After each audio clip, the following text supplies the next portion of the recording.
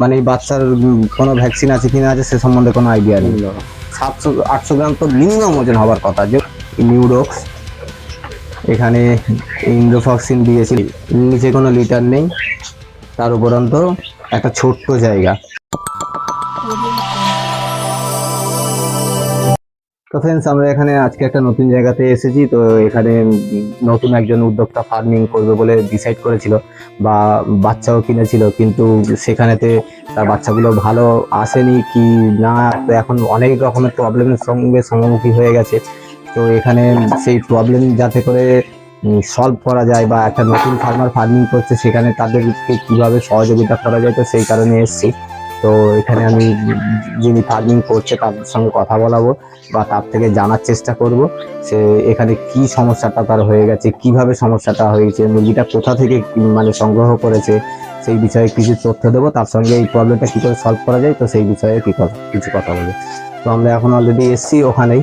তো একটু এদিকে আসেন, এর সঙ্গে কথা হয়। তো যদি আপনার অ্যাড্রেসটা একটু বলবেন। বিষ্ণুপুর, দক্ষিণ হরিপাড়া, ঝাউতলা। আচ্ছা, এটা কি ফার্স্ট ফার্মিং? হ্যাঁ। মানে প্রথম? হ্যাঁ। তো এই বিষয়ে তো কোনো আইডিয়া ছিল না। তো এই মুরগিগুলো কোথা থেকে কেনা হয়েছে? রাজারহাট বাগড়াহাট থেকে নেওয়া হয়েছে। রাজারহাট বাগড়াহাট দুটো। এটা কি কোনো ফার্মারের কাছ থেকে নেওয়া ছিল, না কোনো মানে বিক্রেতা আছে যে বিক্রি করছিল তাদের থেকে নেওয়া? মানে এই বাচ্চার কোনো ভ্যাকসিন আছে কিনা আছে সে সম্বন্ধে কোনো আইডিয়া নেই।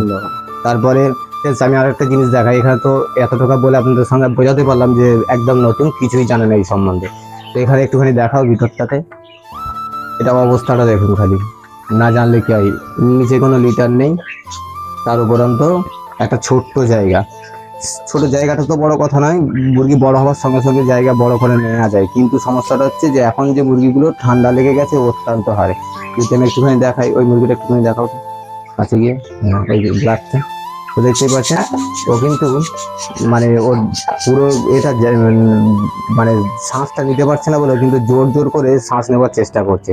তো এখানে কিছু ওষুধ আমাকে ফোন করার পরে আমি বলে দিয়েছিলাম। তো দেখতেই পাচ্ছেন নিউডক্স, এখানে ইন্ডোফক্সিন দিয়েছিলাম। তো ইন্ডোফক্সিনের কাজ হয়নি, তারপরে আবার ফের এটা দেওয়া হয়েছিল। তো এইটাতে মোটামুটি, আচ্ছা এদিকে আসুন। তো এই ওষুধটা খাওয়াতে মোটামুটি হালকা হলে প্রবলেম সলভ হয়েছে। আচ্ছা, কটা বাচ্চা মারা গেছে এবার বলুন তো? মোট 40টা বাচ্চা ছিল, তার মধ্যে 17টা বাচ্চা মারা গেছে। 40টা বাচ্চা একই লোকের থেকে নেওয়া ছিল না আলাদা আলাদা? একই লোকের থেকে। প্রথমবারে তার কাছ দিয়ে নিয়েছিলাম রাজার দিয়ে, সেগুলো ভালো ছিল। তারপর একটা লটের আনার পরে যখন আনলাম তখন ওরকম হয়েছে। ও, তারপরে সমস্যা হয়েছে। হ্যাঁ। আচ্ছা, যখন তুমি কি মানে যেখান থেকে বাচ্চা সংগ্রহ করেছিলে তাকে বলেছিলেন যে আমি একদম নতুন ফার্মিং করছি বা নতুন করতে চাচ্ছি, সেই ক্ষেত্রে আমাকে সেই ধরনের বাচ্চা দাও যাতে আমি করতে পারি? তো তারপরে এইগুলো দিয়েছিল। তো বাচ্চাগুলো নিয়ে কি মনে হচ্ছে, লাভ হয়েছে নাকি লস? ওখানে হাটে এমনিতে এরকম ওরা বিক্রি করছিল 100 টাকা 90 টাকা। সেটা ঠিক আছে, যে আপনি গিয়ে বলেছেন যে এরকম আমি ফার্স্ট টাইম ফার্মিং করতে চাচ্ছি, তো সেই ক্ষেত্রে আমাকে সেই ধরনের বাচ্চা দিন, পয়সা 10 টাকা বেশি যাক তাতে বড় সমস্যা নেই, কিন্তু বাচ্চাটা যেন আমি ভালো পাই। তো সেই হিসাবে কি লাভ হয়েছে না লস হয়েছে?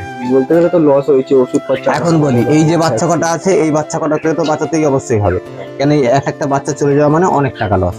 তো যার আচ্ছা, কতদিন বয়স হলো তার আগে জানেন?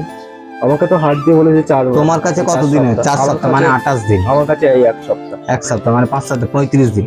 তো 35 দিনে এটা হচ্ছে কয়লারের, মানে যেটাকে চার্জিও বলে, কেউ কেউ হাইব্রিড বলে, অরিজিনাল হচ্ছে ডবল এফজি কয়লার এটা। তো সেই ক্ষেত্রে এই বাচ্চাটার ওজন হওয়া উচিত ছিল, এই বাচ্চাগুলো মিনিমাম আজকের যে বয়সটা হয়ে গেছে এখানে 700-800 গ্রাম তো মিনিমাম ওজন হওয়ার কথা। যেহেতু নতুন ফার্মার, সে জানে না। আর সাধারণত নতুন ফার্মাররা কি করে যে মুরগিদের বেশি বেশি কিছু খাওয়াতে থাকে। তো সেই ক্ষেত্রে এখানেতে সেই হিসেবে রেজাল্ট কোনো রকমই আসেনি। এই মুরগিগুলোর অবস্থা যদি আমি একটু দেখাই, এদের দেখুন গায়ে টোটালে মাংসই নেই, দেখতেই পাচ্ছেন কোনো রকম মাংস নেই।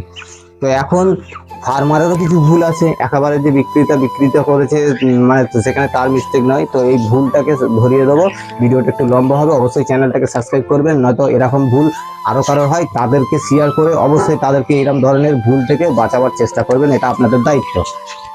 তো দেখুন, এখানে প্রথমত মুরগি যাহা হোক আমরা কোনো জায়গা থেকে নিয়ে আসছি, কোনো ফার্মারের বাড়ি থেকে আনছি বা ফার্স্ট টাইম মুরগি কিনছি, আমাদের প্রথমে সংগ্রহ করতে হবে কি কাঠের গুঁড়ো।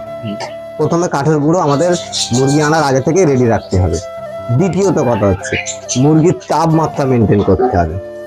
4-5টা বিষয় আছে, আজকে আমি বুঝিয়ে দিয়ে যাচ্ছি, নেক্সট টাইম আর কোনো সমস্যা হবে না। প্রথমত মুরগি বাচ্চা আনার আগেই কাঠের গুঁড়ো এনে রাখতে হবে, বা ধানের চিলটা এনে রাখতে হবে, বা যদি ইনকেস এগুলো কিছু না পাওয়া যায় তাহলে কি করতে হবে, মিনিমাম গরু যে খড়গুলো মেশিনে কুচিয়ে দিচ্ছে এই খড় এনে রাখতে হবে। আনার পরে বাচ্চাগুলোকে দিতে হবে।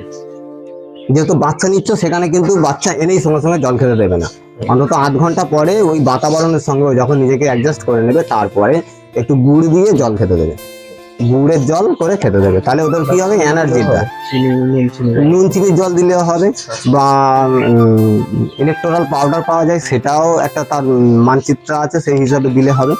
দেবার পরে ওই বাতাবরণের সঙ্গে ম্যাচ করবে, ম্যাচ করার পরে তাহলে কিন্তু এই ধরনের প্রবলেমগুলো আর হবে না।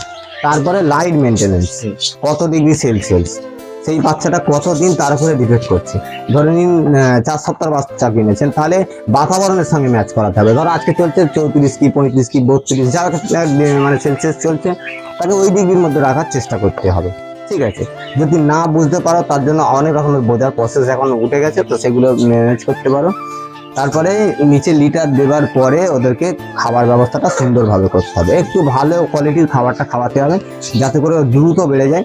বেড়ে গেলে মুরগি যখনই বড় হয়ে যাবে তখন কিন্তু মুরগির রোগ এরকম কমে যাবে, অটোমেটিক্যালি কমে যাবে। মুরগি যখন ছোট থাকে তখন অনেক সমস্যা হয়।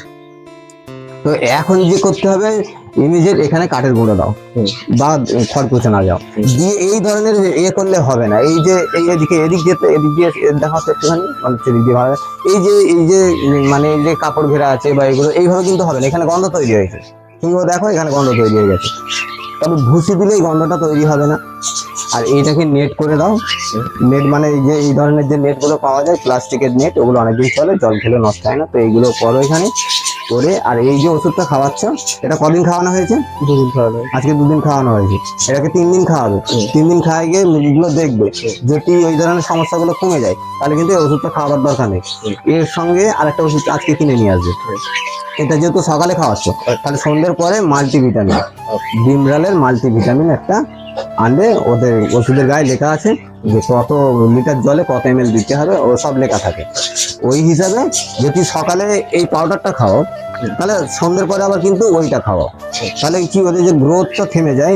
এগুলো তো অ্যান্টিবায়োটিক, এগুলো যেদিন আমরা খাওয়াই সেদিনকে কি হয়, মুরগির গ্রোথ হয় না, মানে মুরগিটা যে বাড়ে একদিনে যতটা বাড়ার প্রয়োজন সেটা কিন্তু বাড়ে না।